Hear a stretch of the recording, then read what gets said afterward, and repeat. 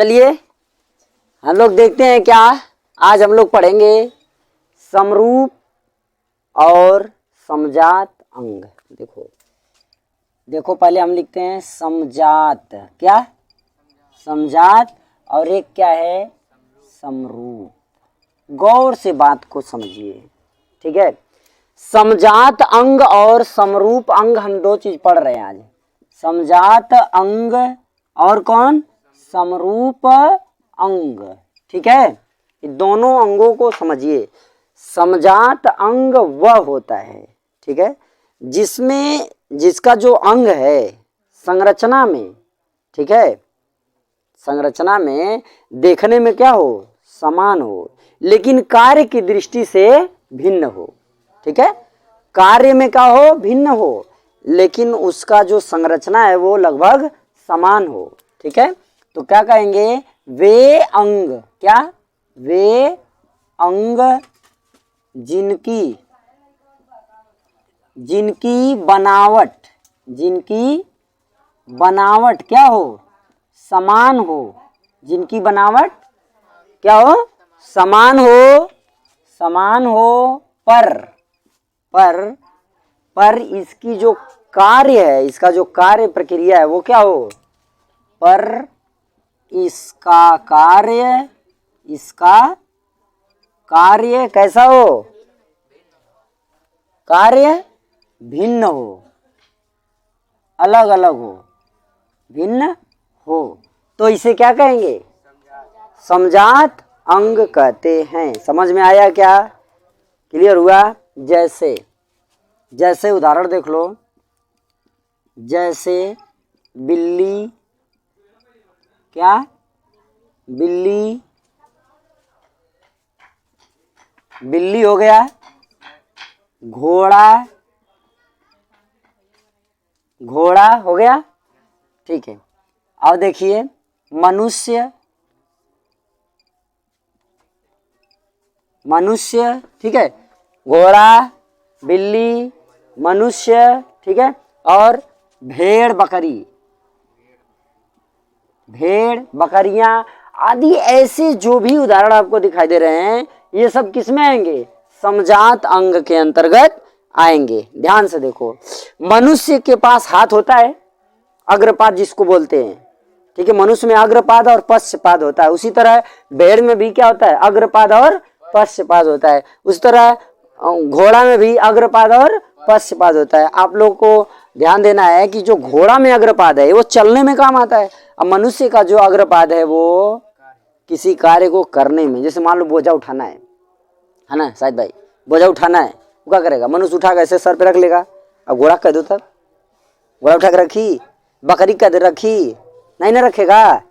तो जो मनुष्य है वो क्या कर सकता है अपने कार्य को अपने हाथ से करता है, लेकिन भेड़ बकरियां नहीं कर पाती। समझ में आया।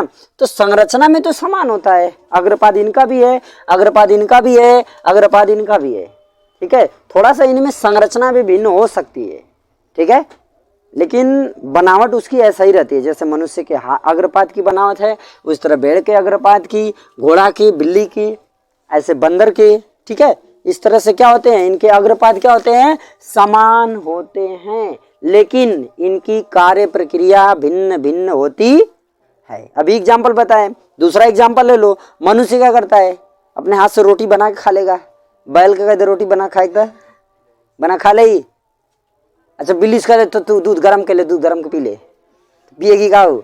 लेकिन मनुष्य दूध को गर्म करेगा, ठीक है, अपने बच्चों को ले जाके आराम से पालना पर बिछौना पर सुताएगा, कहेगा बेटा पी। अब बिलार क्या करेगी चोरवा के लिए आएगी वो पेटे में।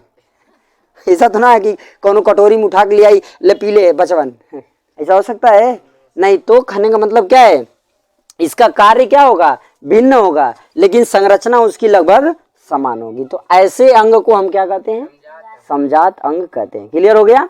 अब आ जाओ समरूप अंग।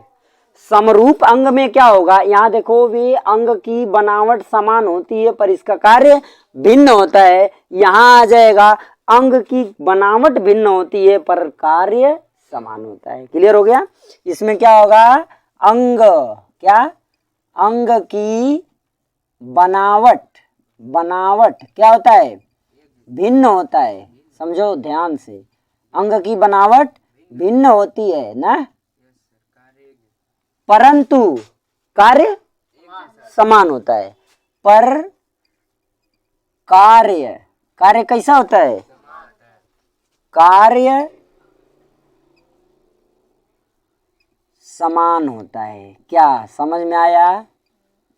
इसका कार्य कैसा होता है, समान होता है, मतलब काम समान होगा लेकिन इसके अंग की बनावट भिन्न होगी। जैसे उदाहरण में ले लो, एग्जाम्पल में क्या होगा, उदाहरण में क्या होगा बताओगे?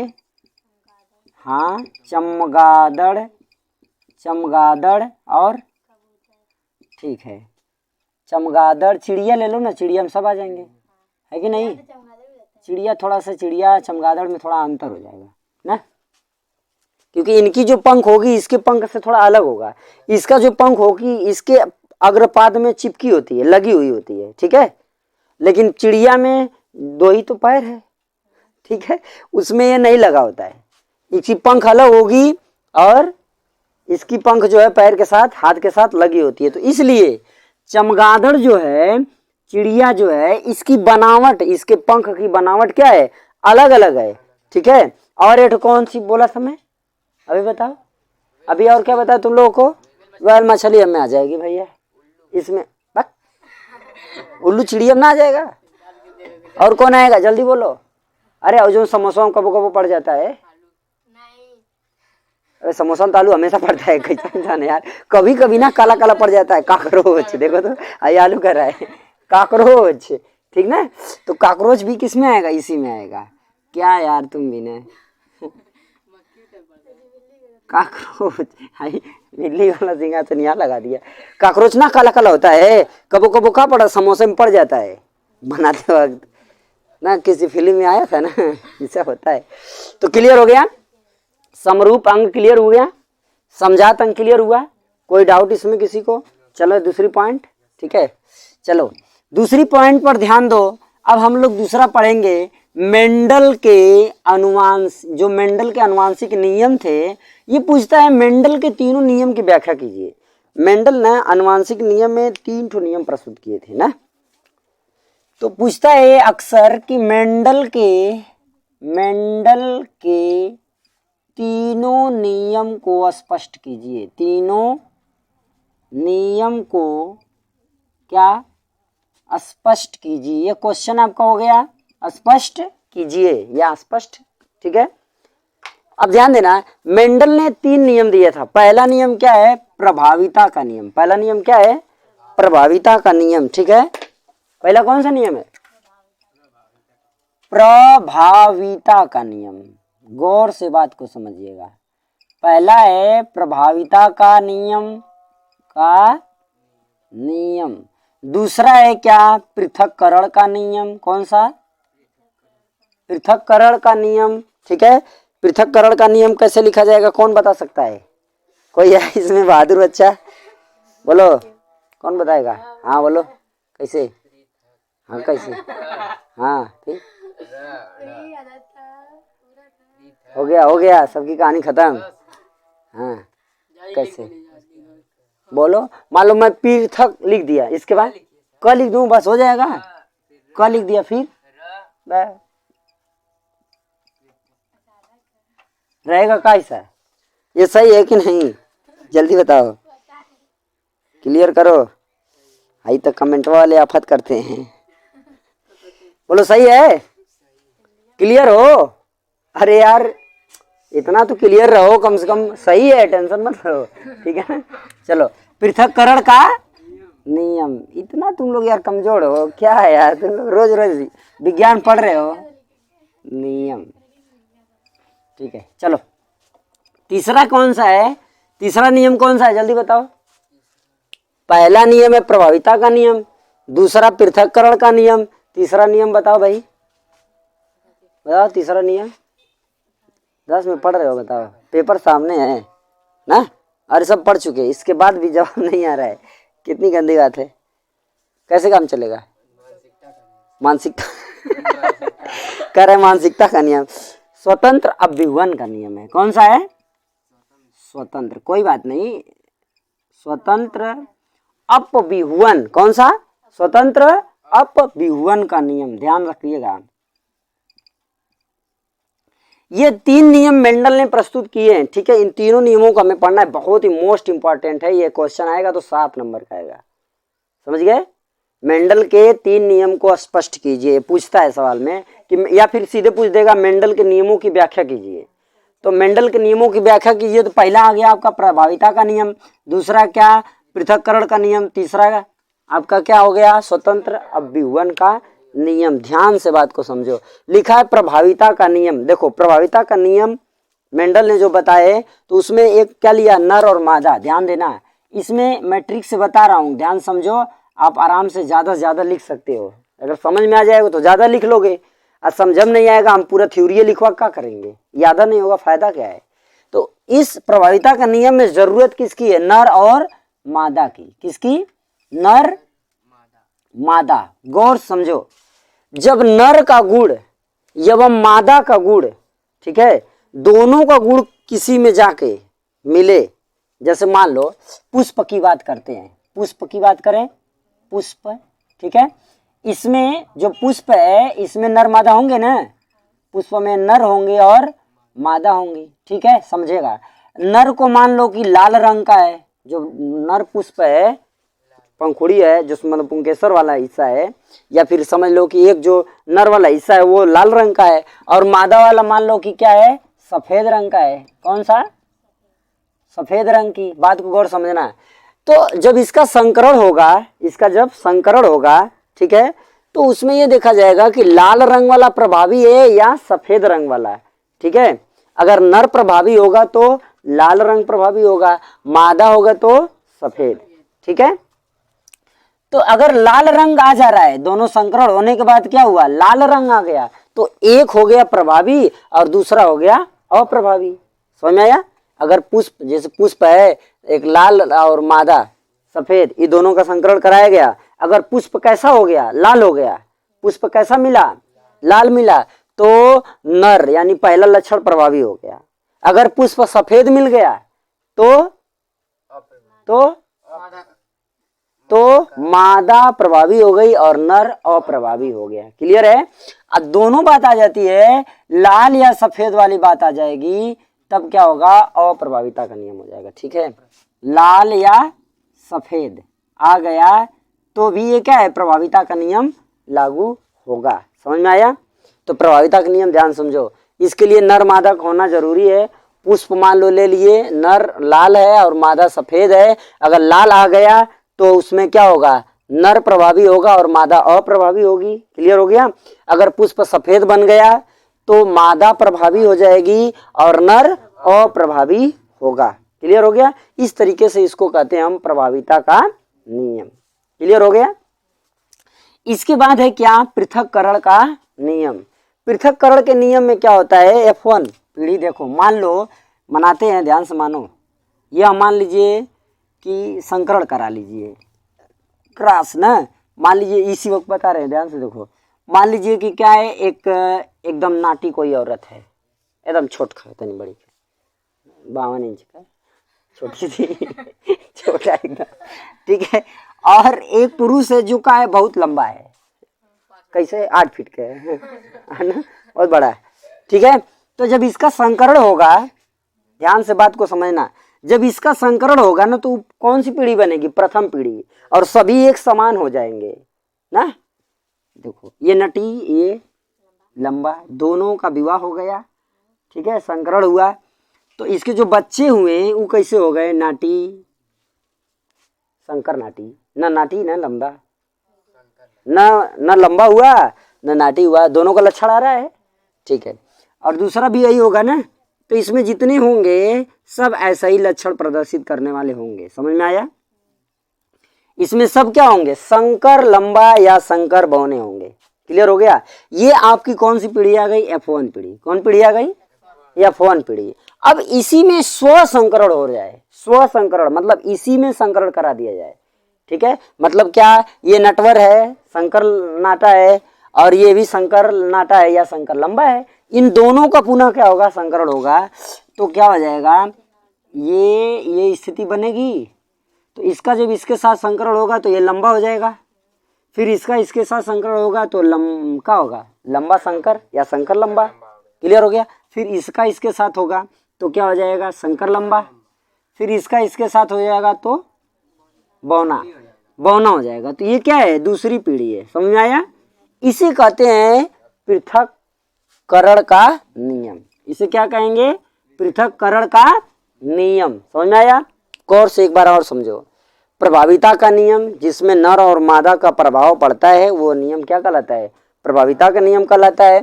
पृथक्करण का नियम, जिसमें क्या होता है, पहली पीढ़ी का जो लक्षण है, ठीक है, अगली पीढ़ी में क्या हो, विपरीत हो। पहली पीढ़ी में जो होगा सब एक समान होंगे, लेकिन दूसरी जो पीढ़ी आएगी उसमें अलग अलग हो जाएगा। तो इसे कहेंगे ना, पृथक माने क्या होता है, अलग होना। तो पहली पीढ़ी में तो सबका समान लक्षण है, ठीक है, दूसरी पीढ़ी में लक्षण क्या हो रहा है, अलग अलग हो जा रहा है। तो इस अलग वाले लक्षण को हम क्या करेंगे, पृथक्करण का नियम। आ गया। स्वतंत्र अभिवन के नियम को देखा जाए तो इसमें क्या होता है, जैसे मटर को उन्होंने लिया, मटर के बारे में उन्होंने बहुत अच्छे से समझाया कि मान लीजिए कि गोल पीली मटर ले लिए।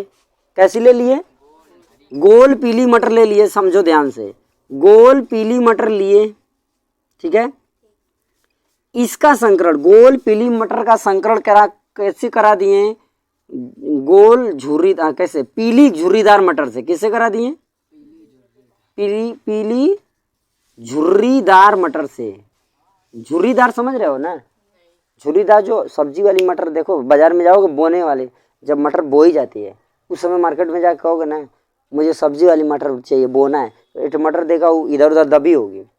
कहोगे दाल वाली मटर एकदम मुलायम रहेगी, पीली पीली रहेगी, है ना। और ये अक्सर हरी होती है, तो इसको हरी लिख लो, ठीक है। ये अक्सर कैसी होती है, हरी। देखो झुर्रीदार मटर अक्सर हरी होती है, ठीक है। ये सूखी रहेगी फिर भी हरी रहेगी। और ये जो होती है गोल वाली पीली मटर जो होती है, ये सूखी रहेगी तो पीली हो जाएगी, उस तरह हरी रहेगी, लेकिन जब सूखेगी तो कैसी हो जाएगी, पीली हो जाएगी। तो जब इन दोनों का लक्षण, यानी इन दोनों का जब संकरण कराया जाएगा तो हमें अलग अलग लक्षण मिलेगा। जैसे गोल हरी मटर मिल सकती है, पीली झुर्रीदार मटर मिल सकती है, गोल झुर्रीदार मटर मिल सकती है। समझ आ रहा है। इस तरीके से अलग अलग लक्षण मिलेगा हमको, तो यह जो कहलाएगा वो क्या कहलाएगा, स्वतंत्र अभिवन का नियम कहलाएगा। समझ में आ रहा है ये बात। ये बहुत ही इंपॉर्टेंट चीज है, ये 7 नंबर का आएगा आप लोगों को, ठीक है। अगर गौर से आप अगर समझ गए होंगे तो इसको आप कम से कम 4 या 5 पन्ने में आराम से लिख लेंगे, ठीक है। इसको आप लिखेंगे पहले क्या, प्रभाविता का नियम है डाल देंगे, लिखेंगे जब नर और मादा किसी एक का प्रभाव संतति पे पड़ता है तो वो प्रभावी नियम होता है, ठीक है। अब ये नर का पड़ा, अगर नर मान लीजिए नर का प्रभाव किसी संतति में पड़ा तो नर प्रभावी हो गया और मादा अप्रभावी हो गई, ठीक है। कभी कभी क्या होता है, दोनों का लक्षण एक ही में पड़ जाता है, ठीक है ना, दोनों का लक्षण पड़ जाता है तो उसे अपूर्ण अप्रभाविता कह देंगे। समझ में आ गया बात। तो इस तरीके से पृथक्करण का नियम क्या है, पहली पीढ़ी में सभी समान होंगे, दूसरी पीढ़ी में क्या होंगे, अलग हो जाएंगे, विपरीत हो जाएंगे, उनका लक्षण अलग अलग हो जाएगा। तो इस तरीके से पृथक्करण का नियम हो जाएगा। इसमें आप स्वतंत्र अभिवन के नियम में आ जाएंगे। तो स्वतंत्र अभिवन के नियम में क्या होता है, जो गोल बीज मटर होती है, गोल पीली मटर है, हरी झुर्रीदार मटर है, इसका संकरण होगा तो गोल हरी मटर मिल सकती है, ठीक है, गोल झुर्रीदार मटर मिल सकती है, ध्यान देना, पीली हरी मटर मिल सकती है, मतलब हल्का पीली रहेगी हल्का हरी रहेगी, हो सकती है, और पीली झुर्रीदार मटर आपको प्राप्त हो सकती है। इस तरीके से क्या है, स्वतंत्र अभिवन का नियम, ठीक है, प्रस्तुत होता है। बात समझ में आई। ये आपका हो गया। देखिए ये 7 नंबर क्वेश्चन आता है, बहुत ही इंपॉर्टेंट चीज है, ठीक है, गौर से इस बात को समझ लेना, ठीक है। अब अगला क्वेश्चन तुम लोगों को इसी पर एक चीज और बताते हैं, इसको नोट कर लेना, ठीक है, ठीक है ना। अगला क्वेश्चन देखिए, ध्यान से समझो। अगला प्रश्न क्या है, बहुत ही इंपॉर्टेंट है अगला प्रश्न जो हम आपको अभी बताने वाले हैं, बहुत ही अच्छा क्वेश्चन है, ध्यान से समझना, ठीक है। वह क्वेश्चन ये है,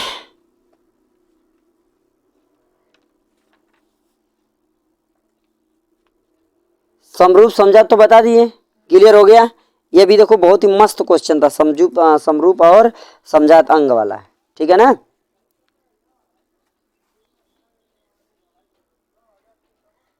ये वाला तुम लोगों को बताए दिए थे एक दिन कि जो मनुष्य में यानी कि जीवधारी जो होते हैं, जो जीवधारी होती है उसमें जीन होता है, उसी के द्वारा लक्षण एक पीढ़ी से दूसरी पीढ़ी में स्थानांतरित होता है। और उसमें क्या होता है, हीमोफीलिया और एक वर्णांधता नामक रोग होता है, जिसे हम अनुवांशिक रोग के नाम से जानते हैं। इसके बारे में चर्चा हो चुकी है। ठीक है, अगर आगे आपसे पूछ दिया कि अनुवांशिक रोग के बारे में बताइए, तो आप अनुवांशिक रोग के बारे में क्या बताएंगे कि ऐसा रोग जो एक पीढ़ी से दूसरी पीढ़ी में स्थानांतरित होता है, उसे क्या कहते हैं। जैसे मान लो कि बताए थे एक दिन, मम्मी अगर टकली है और पापा ठीक ठाक हैं, तो जो उसके बच्चे होंगे कैसे होंगे, किस पे प्रभाव पड़ेगा, लड़का पर कि लड़की पर। मम्मी टकली है, लड़का टकला होगा श्योर है, ये हो सकता है। ठीक है, अगर पापा टकले हैं पूरी तरह से बचपन से ही, तो प्रभाव बच्ची पे पड़ेगा, उसका बाल आएगा, झड़ जाएगा। ठीक है, तो ये सब होता है, प्रभाव पड़ता है, इसे कहते हैं अनुवांशिकता के रोग। ठीक है, क्लियर हुई बात। यहाँ पर कोई कंफ्यूजन है किसी को। ये देखो बहुत ही मोस्ट इंपॉर्टेंट क्वेश्चन, दोनों क्वेश्चन इस चैप्टर का। ठीक है, इस तरीके से एक सवाल बता देना, छोटा सवाल है, बहुविकल्पी में है। कह रहा है निम्न में से कौन सा जीन प्रारूप शुद्ध गोल बीज को प्रकट करता है। 4 ऑप्शन दिया है, शुद्ध गोल बोल रहा है, ए दिया है टी, एक कैपिटल टी दिया है दोनों। ठीक है, और ऑप्शन दिया है क्या, ध्यान से देखो, एक दिया है स्मॉल टी कैपिटल टी, ठीक है, और एक दिया है डबल कैपिटल आर। बोलो इसमें सही कौन है। गोल मटर की बात कर रहा है, कौन सही है। जवाब जवाब जवाब जवाब, गोल मटर। ये टी करोगे तो लंबा वाली बात हो गई, ये तो पौधे का लक्षण हो जाएगा। हमको मट, हाँ ये सही है, समझ गए ना, क्लियर हो गई बात। तो इस तरीके से क्वेश्चन आपसे पूछेगा तो लगा लोगे ना, ऐसे ही पर पूरा प्रश्न इधर उधर से बनाया और कुछ है नहीं। ठीक है, एक और सवाल पूछा है, एक